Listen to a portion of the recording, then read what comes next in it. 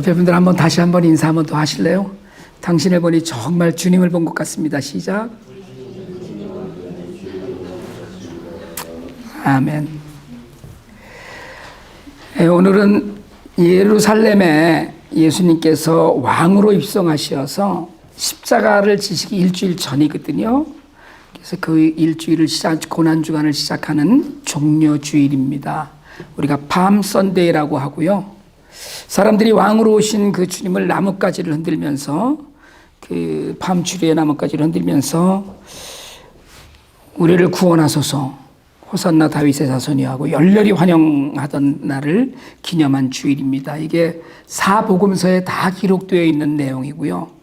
그리고 매년 부활절을 맞고 부활절 전에 일주일 전에 종려주일을 보내면서 많은 사건들이 이 일주일 동안에 있죠. 요즘 우리가 매일 묵상하고 있는 그 복음서에는 또 주님이 일주일 동안 하셨던 설교나 여러 가지 사건들이 있습니다만은 이 종려주일을 보내면서 언제나 주목받는 사건은 사람들이 나귀를 타신 예수를 왕으로 환영하면서 격렬하게 환영한 것일 텐데, 저는 이 본문 안에서 너무 소중하게 생각하는 것이 어린 나귀에 관한 본문입니다. 비슷한 맥락으로 공관복음에 다 기록되어 있는 이 나귀에 관한 유명한 말씀이 있는데, 그 말씀이 바로 주님께서 쓰시겠다 해라 이거거든요. 그러니까 주인이 내어주실 것이라고 하신 것인데, 이걸 마태도 누가도 이 마가복음처럼 그렇게 기록합니다. 그러니까 멀쩡히 동네 말뚝에 지금 매여 놓은 나귀를 풀어가는데 주님께서 쓰시겠다는 그 말씀 한마디를 듣고 그냥 풀어가라고 동의하고 허락해서 한 번도 사람을 태워본 적이 없는 어리고 서툰 나귀를 데려옵니다. 그래서 이 부분을 많은 학자들이 주인에게 주님이 미리 언질해 주신 일이라고 생각하기도 하고요. 또 때로는 성령에 감화된 일이라고 주장하기도 합니다. 그러나 어느 쪽이든 나귀 주인은 주님이 쓰시겠다는 말 한마디에 아무런 질문도 없이 풀어서 데려가게 해요. 그리고 이 나귀는 역사상 하나님을 태운 최초이자 마지막 나귀가 됩니다. 오늘 수많은 예루살렘 백성들이 예수님을 환호하고 맞으면서 우리를 구원하소서 호산나 그렇게 외치는 가운데 그 한 복판에 예수님과 함께 있던 나귀를 생각하면서 주님께서 쓰시는 사람들을 좀 생각해 보려고 합니다. 이 사건은 마태복음이 인용한 스가랴서의 말씀을 이루어서 주님은 겸손하게 어린 나귀를 타고 예루살렘에 들어가시는 준비의 과정입니다. PPT 하나만 넘겨줘 볼래요? 스가랴 9장 9절 말씀에는 도성 시온아 크게 기뻐하여라, 도성 예루살렘아 환성을 올려라, 내 왕이 내게로 오신다. 그는 공의로우신 왕, 구원을 베푸시는 왕이다. 예수님에 관한 지금 예언이거든요. 그런데 거기에 이렇게 되어 있습니다. 그는 온순하셔서, 그리고 전에 그 버전에는 겸손하셔서 나귀 곧 새끼인 어린 나귀를 타고 오신다. 이렇게 기록되어 있습니다. 새끼 나귀를 타심으로써 이 말씀을 이루시는 거거든요. 근데 그 나귀를 준비하는 과정이 오늘 본문이에요. 예수님께서는 일요일에 예루살렘에 들어가시고 목요일 밤에 최후의 만찬을 나누셔요. 그리고 금요일 새벽에 올리브산이라고 번역하는 감람산에 오르셨다가 기도를 마치시고 가룟 유다가 데려온 대제사장의 무리들에게 잡혀가십니다. 그렇게 하고 오후 3시에 십자가에서 돌아가시죠. 이런 일련의 과정들을 통해서 예수님께서는 하나님의 말씀을 이루시고 예언을 이루시고 그리고 우리 죄를 대신 지셨고요. 그래서 우리를 사망에서 생명으로 옮기셨습니다. 그 시작이 오늘 우리가 읽은 새끼 나귀에 관한 말씀입니다. 예수님께서는 제자들과 함께 예루살렘 근처에 있는 그 근처까지 오셔서 벳박의 마을로 제자들을 보냅니다. 지도 잠깐 보여주실래요? 벳박에는 예루살렘과 베다니 사이에 있고요. 예루살렘에서 불과 몇십 분 걸리지 않는 곳에 있어요. 그러니까 굉장히 가까운 거리입니다. 이게 뭐 한 15분, 20분이면 예루살렘 가고 베박에 가고 이제 이럴 수 있는 거리거든요. 마을에 가까이 이르러서 제자들을 보내시면서 동네에 매여 있는 새끼 나귀를 풀어오게 하셔요. 근데 아직 아무도 타본 적이 없는 정말 어린 나귀였어요. 그래서 오늘 우리는 이 본문 안에서 어떻게 믿고 살아야 하는지를 발견하길 원합니다. 지난 주일 홍 목사님께서 달란트 비유를 통해서 하나님께서 믿는 성도들에게 모두 은사를 주셨다고 하셨는데, 하나님께서는 우리가 하나님 나라의 청직으로 일꾼으로 섬기기를 원하셔요. 그리고 우리는 어떤 모양으로든지 우리 모두는 사실은 하나님께 쓰임받고 있는 것입니다. 주님께서 마지막에 얘기하시잖아요.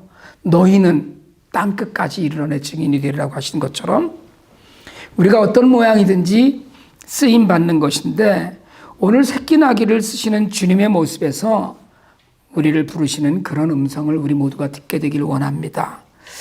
두 제자인데요. 먼저 온 세상이 예수님께 마음을 열고 열렬히 환영하던 그런 때가 아니었습니다. 지금이. 그리고 예수님과 대부분의 제자들은 북쪽 갈릴리 지역의 그 출신들이에요. 유대 지역에 와서 그렇게 모든 이들하고 열렬한 환영을 받지 않고 있던 때였는데, 남의 마을에 들어가서 나귀를 풀어오는 일은 이건 사실은 조금 꺼려지는 일이거든요. 그런데 이 제자들은 묻지도 않고 계산하지도 않고 갑니다.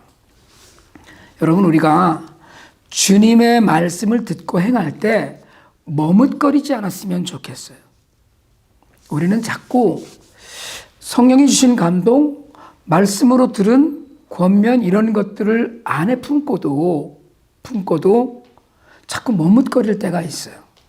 그래서 제가 가끔 그런 말씀 드리는데, 우리 안에 드는 첫 번째 생각 하나님 생각, 두 번째 생각 내 생각, 세 번째 생각 마귀 생각, 이렇게 말씀드리거든요. 여러분, 이 하나님께서 주시는 첫 번째 감동, 첫 말씀에 즉각 머뭇거리지 않고 행동하는 우리가 되면 좋겠습니다. 주님은 분명히 우리에게 말씀하시고 그 말씀을 따라서 우리가 살기를 원하시는 거거든요. 성경은 우리에게 우리가 어떤 삶을 살아야 하는지 그 방향을 가르쳐요. 그러니까 우리는 성경이 가르치는 방향으로, 그리고 성경이 가르치는 방식으로 세상을 살아야 됩니다. 그걸 우리가 순종이라고 해요. 순종은 성경이 가르치는 방향으로 가는 겁니다. 그리고 성경이 가르치는 방식으로 사는 거예요. 하나님의 뜻을 알고 그 뜻을 따라서 사는 삶이거든요. 그리고 정말 바른 순종은 하나님의 방향으로, 하나님의 방식으로 살아가는 걸 말해요. 구약의 유대 백성들은 하나님의 뜻을 분명히 듣고 알았습니다. 심지어는 하나님이 직접 말씀하셨거든요. 그런데도 순종하지 않았어요. 그래서 광야에서, 가나안에서 유대 백성들에 대한 이미지는 불순종이에요. 그리고 그 불순종 가운데 숱한 고난을 맞닥뜨리게 됩니다. 여러분, 우리가 사실은요, 분명히 알아요. 무엇이 하나님의 뜻이고 어디가 하나님의 방향인지 우리가 사실은 압니다. 우리 삶의 방향은 하늘나라거든요. 그러니까 이 땅에서도 우리가 하늘나라를 산다고 그래요. 그리고 이 땅에서 살고 있는 그 하늘나라는 죽음 이후까지 연결되는 하나님 나라의 여정입니다. 그 길을 가는 걸 순종이라고 그러거든요. 제가 어제 설교를 준비하는데 이메일이 하나 갑자기 왔어요. 우리 한인총회에서 목사님 한 분이, LA에 계신 목사님 한 분이 돌아가셨다는 이메일이 왔습니다. 저하고는 굉장히 좀 각별하게 지내던 목사님이신데 너무 갑작스러운 소식을 들었어요. 그래서 그 LA 쪽에 여러 차례 전화를 해서 간신히 사모님과 통화를 했습니다. 목사님이 그 암을 앓으셨는데, 그러니까 지난 2, 3년 동안 저하고 연락이 별로 없으셔서 잘 몰랐는데 암을 앓으셨는데, 돌아가시기 전에 사모님은 병을 낫게 해달라고 기도했는데 목사님은 하나님 나라에 빨리 가면 좋겠다, 하늘나라가 내게 보인다, 이런 말씀을 자꾸 하셨다고 그래요. 그러다가 주무시는 사이에 돌아가셨다고 그러는데 그런 말씀 하시더라고요. 하늘나라를 이어서 사시려고. 여러분, 우리가 이 땅에 살고 있는 것은 하늘나라를 이어서 살고 가는 겁니다. 그 길을 가는 것이 순종이에요. 근데 여러분, 그 길을 바로 알려면 그 길을 알려주는 말씀을 읽고 듣고 배워야 돼요. 읽기만 해서도 되는 일도 아니고요. 듣기만 해서 되는 일도 아닙니다. 제대로 알아야 되는 거거든요. 두 제자는 주님이 하신 말씀, 주가 쓰시겠다고 하고 다 쓰면 다시 돌려보내신다고 하신 말씀을 분명히 듣고 이해했어요. 그리고 그 길로 마을에 들어갑니다. 사실 이게 말이 안 되는 것 같은 상황이긴 하지만 남의 나귀를 끌어오는 거니까 제자들은 말씀대로 마을로 갔고 정말 말씀대로 되는 현장을 목격하고 나귀를 끌고 와요. 말씀이 가리키는 방향인 마을로 갔고 말씀대로 전하고 데려옵니다. 가나의 혼인잔치에서 예수님의 어머니 마리아는 예수님이 말씀하신 대로 하라고 종들에게 이릅니다. 그러니까 그 하인들이 그 말씀대로 맹물을 떠다가 독에 갖다 붓고 그리고 그 부었던 독에 있던 물을 떠다가 연회장에게 갖다 주었어요. 그리고 그 물이 최고급 포도주가 된 비밀을 말씀대로 시키는 대로 했던 하인들만 알았습니다. 여러분, 말씀대로 살아서 그 말씀이 여러분 안에서 이루어지는 경험을 매일매일 하시면서 사시길 축복합니다. 말씀대로 살아서 우리 안에서 주님의 말씀이 살아나는 경험을 우리가 늘 하길 바랍니다. 말씀대로 살면 안 될 것 같고 말씀대로 살면 손해볼 것 같지만 오히려 살고 오히려 부유해져요. 말씀대로 살면 남들에게 우선꼴을 당할 것 같은 두려움도 있지만 우리가 말씀대로 살 때 세상은 우리 가운데서 일하시는 예수님을 만날 수 있습니다. 여러분의 안에 계신 예수님을 보여주는 사람으로 세상을 사시길 축복합니다. 매어 있는 나귀는 길을 돌아다니는 나귀가 아니거든요. 매어 있다는 건 누군가가 매어 놓았다는 걸 이야기합니다. 나귀가 스스로 자기 목에다가 줄 매고 기둥에다 줄을 묶지는 않았겠죠. 주인이 있다는 얘기예요. 주인이 있는 나귀를 그냥 풀어오는 겁니다. 지금 이게 잘못 표현하면 도둑질이죠. 남의 물건 가져오는 거니까. 그런데 그 주인이 그걸 봤어요. 우리가 읽은 마가복음은 거기에 서 있는 사람들 가운데 몇 사람이라고 이야기합니다. 그 사람들이 다 주인은 아니었겠지만 그중 하나가 주인이라면 주인과 친밀한 사람들이 몇 사람 있었겠지요. 여보시오, 무슨 짓이요? 라며 나무라듯이 물었는데 당연히 그랬겠죠. 그런데 그냥 주님이 하신 말씀대로 전하니까 입을 다물고 가만히 있는 거예요. 가져가라는 거죠. 여러분, 나귀 한 마리도, 어린 새끼 나귀 한 마리도 큰 재산이 되는 시절이었습니다. 그것조차 없는 사람들이 훨씬 더 많았던 시절이에요. 그런데 그들은 주님께서 쓰시겠다는 대답에 아무 말 없이 그 어린 나귀를 풀어가게 합니다. 그들이 누구인지, 주님과 미리 연락을 했는지, 그들이 제자들의 말을 듣고 성령의 감동을 받았는지는 중요하지 않아요. 그들이 내어주었고 아무도 태워본 적이 없는 그들의 어린 나귀는 하나님의 아들을 등에 태우고 사람들이 환호하는 소리를 들었습니다.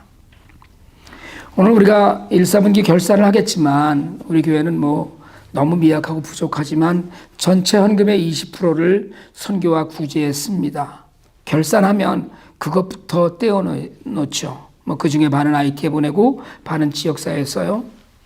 사역은 여러분 사실은 돈이 아니라 마음과 열정입니다. 그런데 전부 다는 아니지만 물질이 마음과 열정을 이야기해요.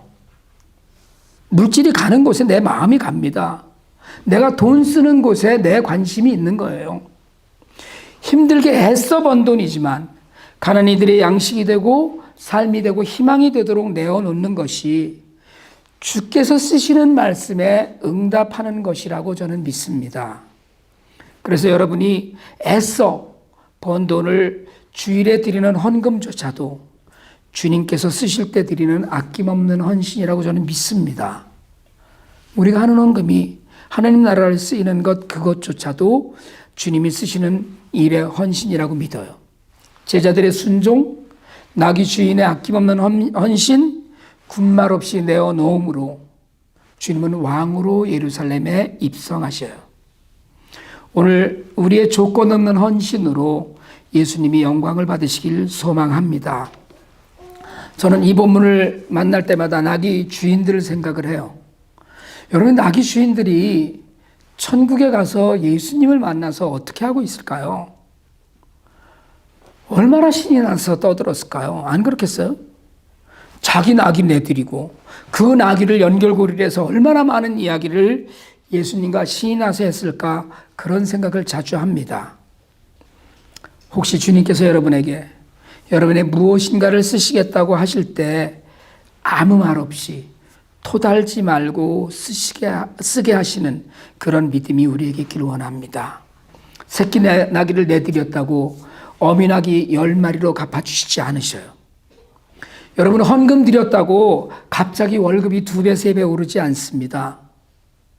그러나 여러분, 믿음의 증거를 갖는 복을 누릴 수 있어요. 말씀을 따라 쓰시겠다고 하실 때 말없이 드리는 그 믿음으로 그 복을 온전히 누리시길 축복합니다. 또 어린 나귀는 한 번도 사람을 태워본 적이 없다고 그랬어요. 여러분, 이 오늘 그 성문 안에서 풀려서 끌려 나온 어린 나귀는 사람을 태우는 일에 아마추어 중에 아마추어예요. 그런데 그렇게 미숙한 나귀를 타고 주님은 왕으로 입성하셨습니다. 주님께서는 하나님 나라를 위해 쓰이는 우리의 모든 것이 완전하고 크고 많은 것을 원하시는 게 아니에요. 미력하고 보잘것없지만 우리의 헌신을 통해서, 때로 우리에게 주신 은사를 통해서 우리가 주님이 쓰시는 도구가 되기를 원합니다. 어떤 사람이 쓰임을 받겠어요? 우리 디모데후서 2장 20절로 21절 같이 한번 읽어볼까요? 디모데후서 2장 20절로 21절입니다. 같이 한번 읽습니다. 시작. 큰 집에는 큰 그릇과 은 그릇만 있는 것이 아니라 나무 그릇과 질 그릇도 있어서 어떤 것은 귀하게 쓰이고 어떤 것은 천하게 쓰입니다. 다음 절이요. 그러므로 누구든지 이러한 것들로부터 자신을 깨끗하게 하면 그 주인이 온갖 좋은 일에 요긴하게 쓰는 성별된 귀한 그릇이 될 것입니다. 여러분, 큰 집에는 금그릇, 은그릇, 나무그릇, 질그릇 다 있어요. 그런데 금그릇만 중요한 게 아니에요.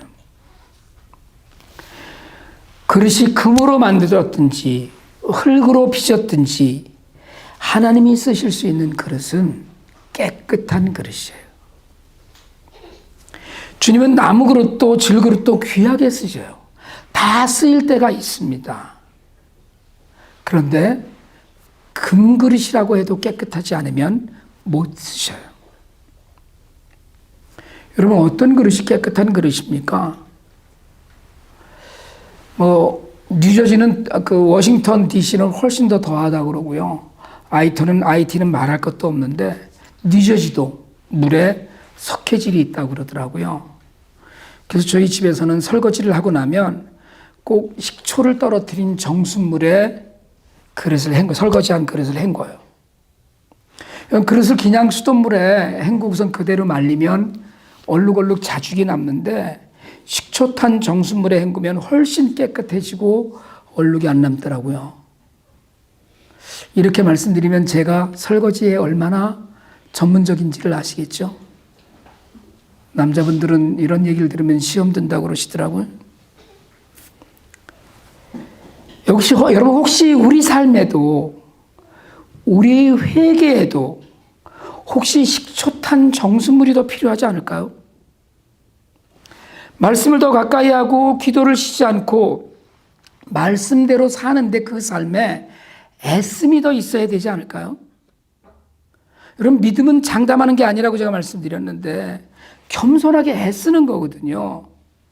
늘 부족함을 깨닫고 늘 나의 연약함을 깨닫고 늘 내가 죄인임을 깨닫고 죄와 허물 가운데 있음을 고백하면서 믿음 가운데 살려고 애쓰는 마음, 이게 정수물에 한 번 더 헹궈야 되는 우리의 삶이 아닐까, 저는 그렇게 생각해요. 여러분, 자신을 깨끗하게 하는 길은 악에서 멀어지는 것이고요, 악은 탐욕과 다툼과 정욕과 불순종에서 와요. 디모데후서 우리가 읽은 2장 20절과 21절의 그릇에 관한 언급에 이어서 사도 바울은 깨끗하게 되는 조건들을 나열합니다. 젊음의 정욕을 피하고 깨끗한 마음으로 주님을 찾는 사람들과 함께 의와 믿음과 사랑과 평화를 조치라고 이야기해요.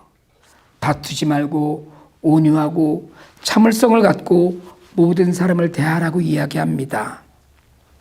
우리가 하나님 앞에서 어떤 형편에 있든지 어떤 모양을 하고 살든지, 우리가 금그릇이든지 질그릇이든지, 여러분 정말 우리가 깨끗하게 쓰임 받을 수 있기를 원합니다. 이제 오늘 본문을 나귀의 입장에서 좀 보려고 합니다. 어린 나귀는 주님이 쓰시겠다고 하기 전까지 매여 있었어요.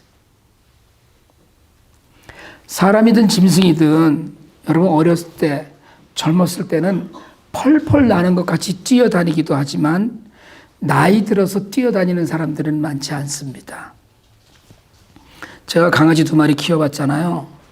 태어난 지 3개월 된 강아지에 데려다 키웠었는데 얼마나 왔다 갔다 분주한지 몰라요. 밖에 데리고 나가면 30분도 좋고 1시간도 좋고 뜁니다. 책상 앞에 앉아서 있으면 제가 놀아달라고 와서 콩콩 짖어요. 아주 제법 무서운 소리도 내고 강아지가 짖어요. 근데 지금 키우고 있는 강아지는 6살이 넘었는데요.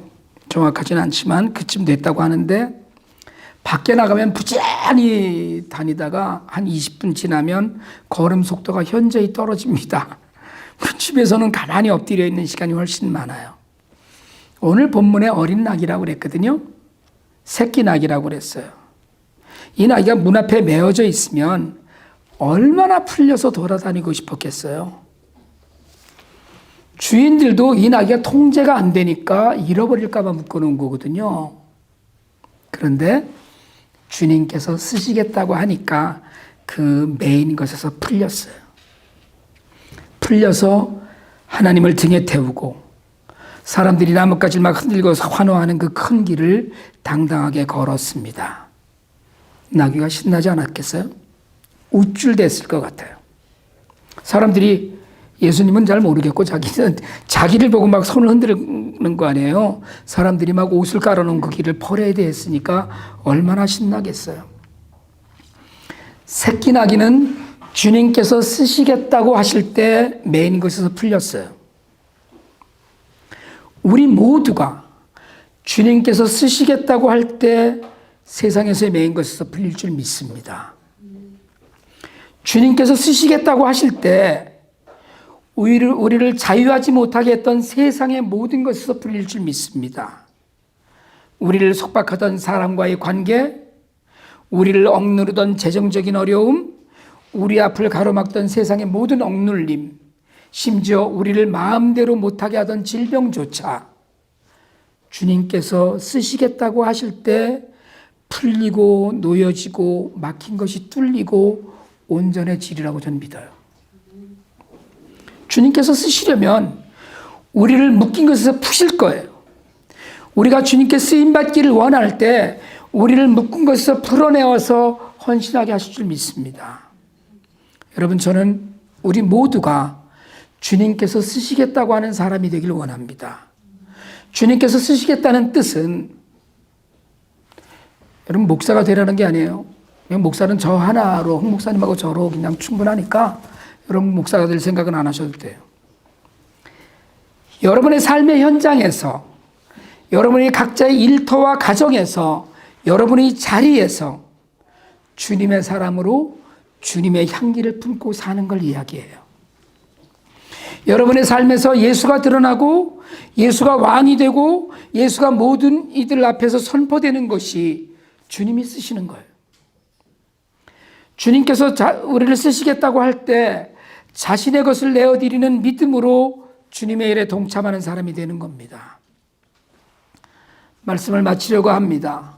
오늘은 종려주일입니다. 주님의 고난이 시작되기 전 주일이에요. 이날 수많은 사람들이 예언된 나귀를 타고 오신 예수님을 왕으로 구원자로 맞았어요. 우리도 주님의 구원 사역에 동참할 수 있기를 바라면서 주님의 명령에 두말 없이 갔던 제자처럼 그렇게 순종하길 원합니다. 주님께서 쓰시겠다고 하니까 군말 없이 나귀를 내주었던 주인처럼 주님께 드릴 수 있기를 원합니다. 한 번도 사람을 태워본 적이 없는 어린 새끼 나귀처럼 비록 서툴지만, 비록 부족하지만, 비록 연약하지만 깨끗한 믿음으로 주님의 영광에 동참하는 우리 모두가 되길 원합니다. 저와 여러분이 이렇게 주님이 쓰시겠다고 할 때 선뜻 내어드리는 믿음이 있기를 축복하고, 그래서 주님의 기적을 함께 맛보고 주님의 영광에 함께 동참하는 우리 모두가 될 수 있기를 주님의 이름으로 축복합니다.